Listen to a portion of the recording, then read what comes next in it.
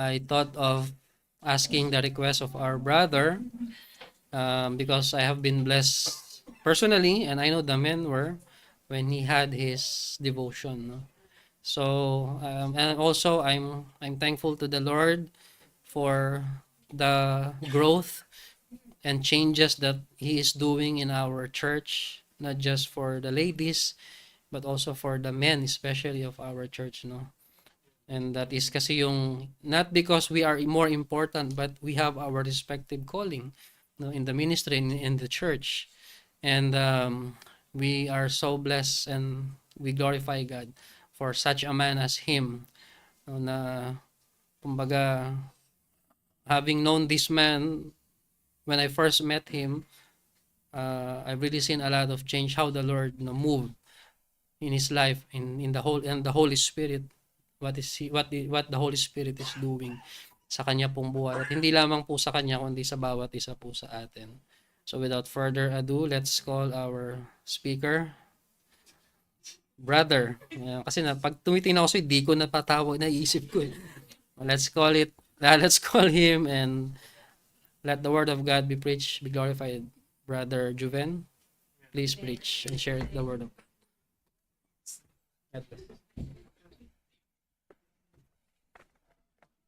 Good afternoon po ulit. Nagugulat ako sa mga sinasabi, Pastor eh. So, good afternoon. Yung i-share ko ulit sa inyo yung sinare ko rin sa men at saka sa Bible study namin. Yung, officially, no, tatlo na. Tatlo, si Deacon Alexis, Pastor, at saka si Jordan. Kapag nag-message siya, yung mapipray ka talaga, no? Ano na naman to? So, thankful for the opportunity, no, to speak. I invite you to open your Bible in the Colossians chapter 1, verse 16.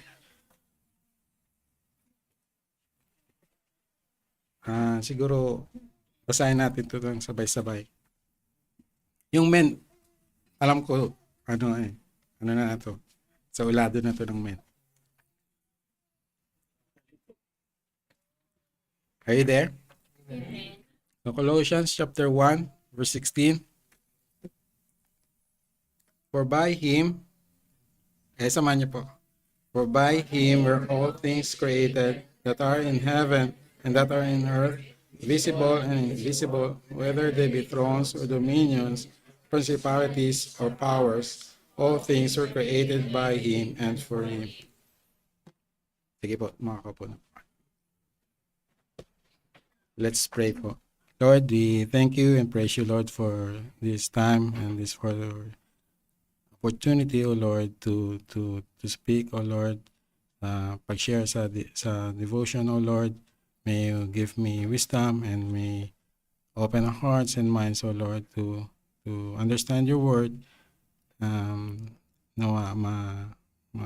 Ma-absorb namin, Lord, whatever lessons that you prepared for us. We praise and worship you. In Jesus' name we pray. Amen. So, bigyan ko lang po kayo ng konting background and settings sa verse natin. Yung background and settings na to, nakuha ko lang din sa pag may study Bible kayo. Maganda yung sa study Bible kasi yung first page ng book, every book may nakalagay ng mga background and settings.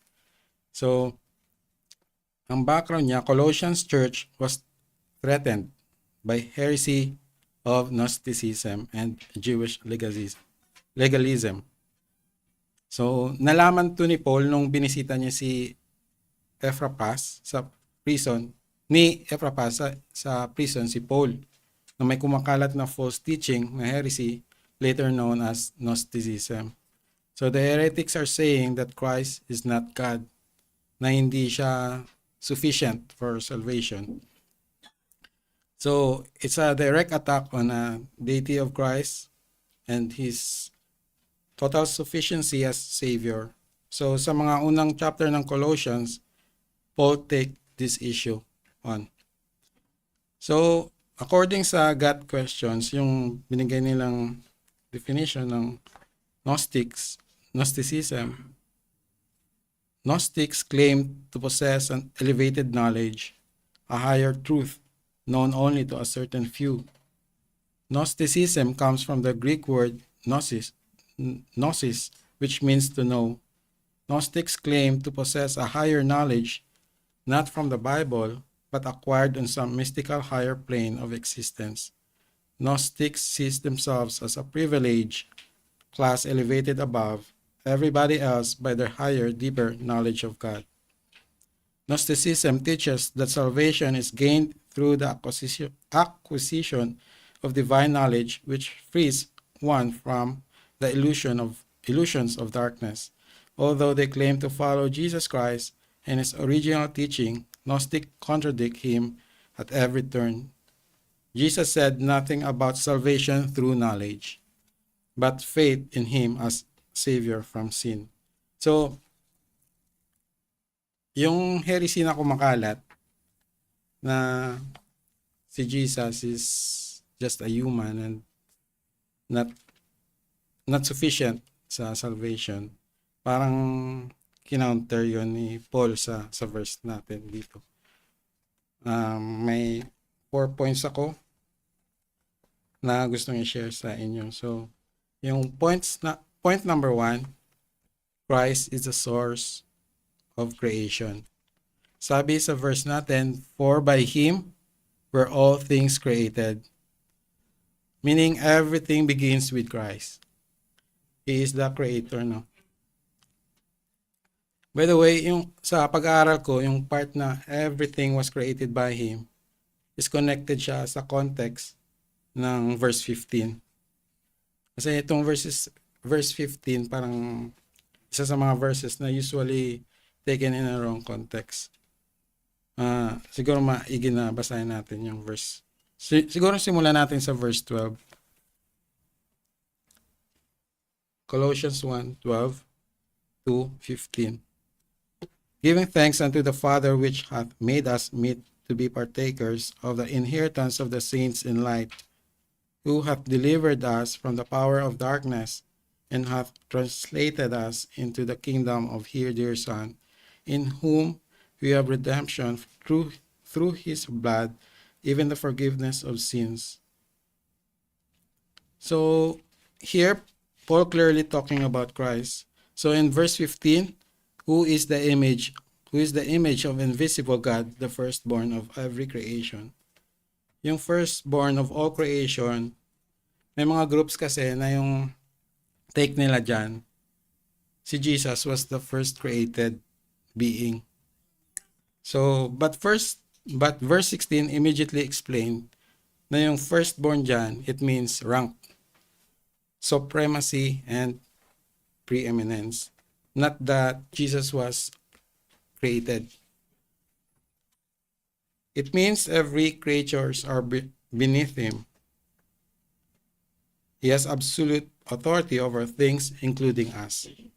So Paul is saying that this is a direct argument sa maling pinapakalat na nila, no, ang heretics attacking the deity of Christ.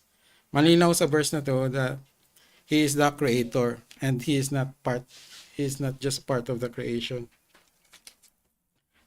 Kung ang lahat nilikha niya, then everything belongs to him, right? That means our worship to Christ is not optional. This truth calls us to humility to worship and worship. Wala tayong ipagmamalaki, no? Lahat ng meron tayo is from Him. Yung trabaho natin, pamilya natin, yung pera natin, even yung buhay natin, it's all belong to Him. So, kung kunin na yan, wala tayong magagawa. Ang sabi pa nga ni Pastor sa atin parati, di ba? It is by His grace na buhay pa tayo. And we are at His mercy. We are at His mercy. Number 2 point, Christ rules over every realm. Sabi dyan, that are in heaven and that are in earth, visible and invisible. So He created both what we can see and what we cannot see. Nothing is outside His authority, whether physical or spiritual. Heaven and earth, meaning yung whole universe, no? Visible things, physical creation like planets, animals, people, matter, bodies. Invisible things, spiritual realities, angels, powers, heavenly beings, even them, they are under His authority. Maraming story sa Bibles na nagpapakita ng authority niya over everything. Yung story ng the paralytic man, di ba? Sinabi niya lang na, "Son, thy sins be forgiven thee." Jesus healed the man to prove His authority. He have authority to forgive sins. Marami pa. Jesus calms the storm. It shows Christ's power over nature. Jesus walked in the water at marami pang iba, proving that He ruled over everything. Sabi pa dyan, whether they be thrones or dominions or principalities or powers. Sa isang commentary these terms likely refer to ranks of spiritual or angelic powers, though they may also include earthly authorities. So Paul is saying Christ is not merely higher than other spiritual beings. Kumbaga, ibang level. Like angel is just a creation or creatures, and Christ is the creator. We do not worship angels or fear spiritual powers as though they are above Christ. Kasi naging part ito ng heresy is yung worship of angels. Puntahan natin yung Colossians 2 verse 18. Allow me to read in the New King James Version. No? Sabi dyan, let no one cheat you of your reward, taking delight in false humility and worship of angels, intruding into those things which he has not seen, vainly puffed up by his fleshly mind. So Paul was correcting false teaching that look to angelic or spiritual powers for help. Ang problema kasi, hindi yung paniniwala na nag-i-exist yung angel, but giving them a spiritual role that belongs to Christ alone. Ano pa? Evil powers cannot overthrow Him. Evil powers cannot overthrow Him. Yung sa cross, di ba, parang it seems na parang nanalo yung evil. Kasi Jesus was betrayed, Jesus was mocked, Jesus was crucified, and Jesus was buried. But the resurrection proved that even death could not hold Him. Evil powers cannot overthrow Him. They are doomed to fail. Human governments are accountable to Him. Kings, presidents, judges, or even rulers may hold power for a time, but they are not above the law, God's law. Humans' authority is temporary and limited. When government misuse power, they will answer to Christ. Wala pong throne or kingdom, empire, or rulers exist outside His sovereign rule. So, we as believers of Christ, hindi dapat natin ilagay yung ultimate hope natin sa politics, sa mga politician. No? Government can change, government can fail, or government can be corrupt. No? But Christ remains the righteous judge or ruler over all. So we can find comfort knowing that everything is under His power and control. Point number 3, Christ is the agent of creation. All things were created by Him. So parang inulit lang no yung first one. Pero sa aking pag-aaral, yung by Him sa una at ang by Him dito uses two different prepositions. Kaya sa ibang translation, yung by him, sa later phrase, through him siya. Through him. Tinignan ko rin sa, ano, no, sa Blue Letter Bible, yung, isa sa mga resources na binigay ng mga deacons and pastors natin. Yung first by him dyan is from a Greek word en auto, which means in him, by him, or in connection with him. Pero yung second by him dyan, di auto, Greek word, which more literally means through him, or by means of him. So yung unang by him, it means Christ as the source of us and creator. Ngayon naman, yung by him dito means through him, means Christ as the divine agent of creation. Meaning, through whom creation came into being, it stresses his role within a Trinity as the Son, through from the Father creates. In other words, everything was created by Christ, by him, because he is truly God, and everything was created through Christ, because he is eternal Son, through whom the Father brought all things into being.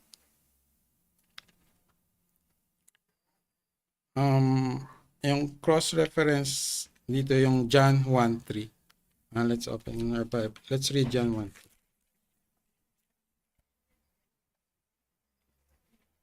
Ang sabi sa John 1:3, all things were made by him, and without him was not anything made that was made. So same truth, no?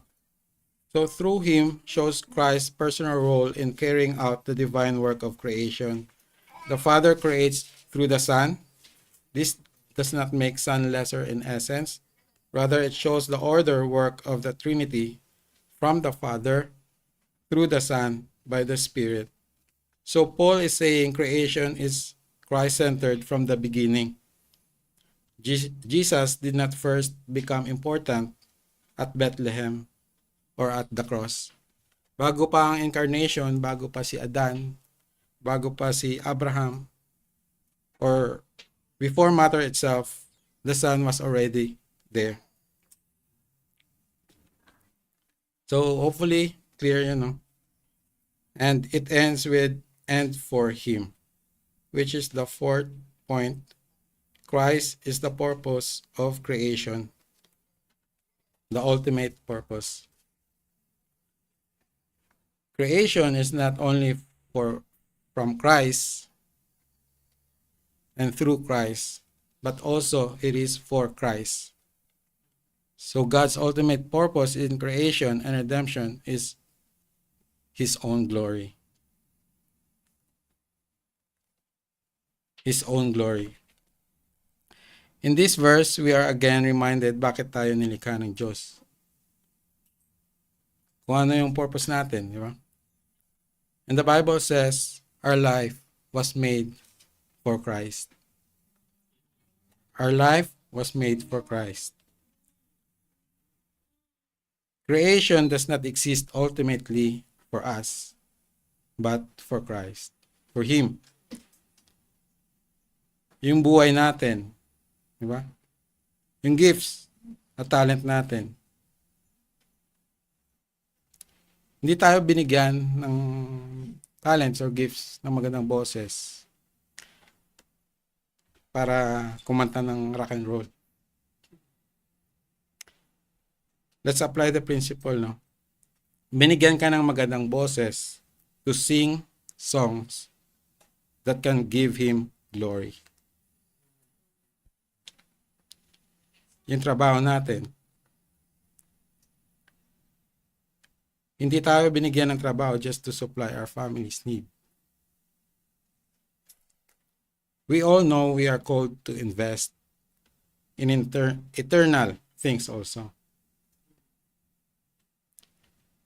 yung mga sufferings natin, salvation natin, lahat po are all meant to display His glory. Wala pong accidental. Hindi random na meron kang gifts or trabaho or bakit buhay pa tayo. Karamihan sa atin, kahit unbelievers, alam kung sino yung lumikha ng lahat. Pero sadly, hindi lahat alam ang ultimate purpose nila. Sa amin, sa programming, pag may issue, di ba? Yung madalas na, yan, sinong gumawa nito? Sinong gumawa? Kasi yung gumawa niyan, siya yung nakakaalam, siya yung nag-design niyan, siya yung nag-create ng purpose niyan. Siya yung nakakaalam paano gamitin. Yung point, brethren, wala nang mas may alam ng purpose natin, kundi yung mismong lumikha sa atin. Hindi po yung science, hindi po yung psychologist, or kung ano man. Ang sabi ng verse sa atin, our life was made for Christ. Brethren, our life was made for Christ. Ngayon, naintindihan ba natin yung doktrinang ito? Naintindihan ba natin? Sure ba tayo na naunawaan natin? Kasi if naunawaan natin, then kamusta yung worship natin? Sabi ko nga kanina, kung lahat nilikha niya, then everything belongs to Him. Nagagawa ba natin kahit yung basic lang? Nakakapagpasalamat ba tayo sa ating pagising?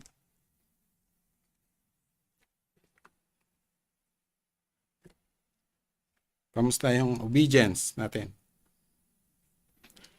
Nagsasubmit ba tayo sa will ng Panginoon? Do we trust His will? Or puro tayo reklamo? If hindi masusunod yung gusto natin or yung pinagpipray natin, we complain sa mga trials, di ba? As if siya pa yung may obligasyon to serve us well.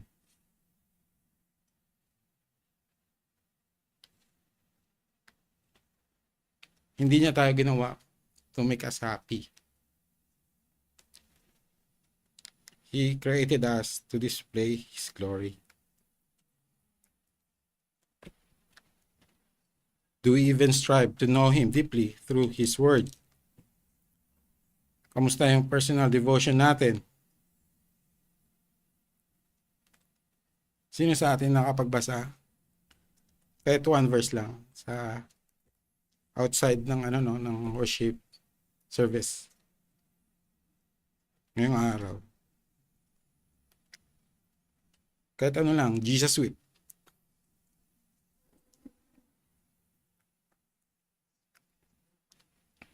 Real talk, mas inuuna natin yung self-fulfillment natin kaysa yung magbigay glory sa Panginoon. Minsan ang dami nating plano sa buhay, pero ilan ba dyan ang para sa Panginoon?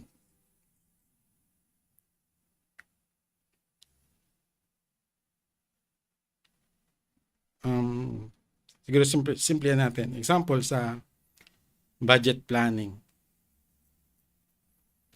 Ano yung nauna? Bills, groceries, education, saan din yung tithes? Oops! Diba? Lord, bawin nila next time.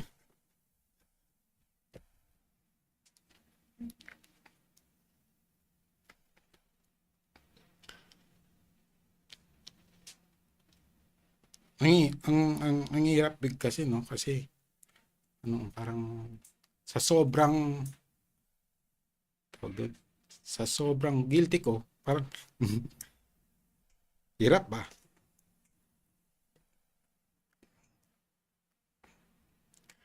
So let examine ourselves, brethren.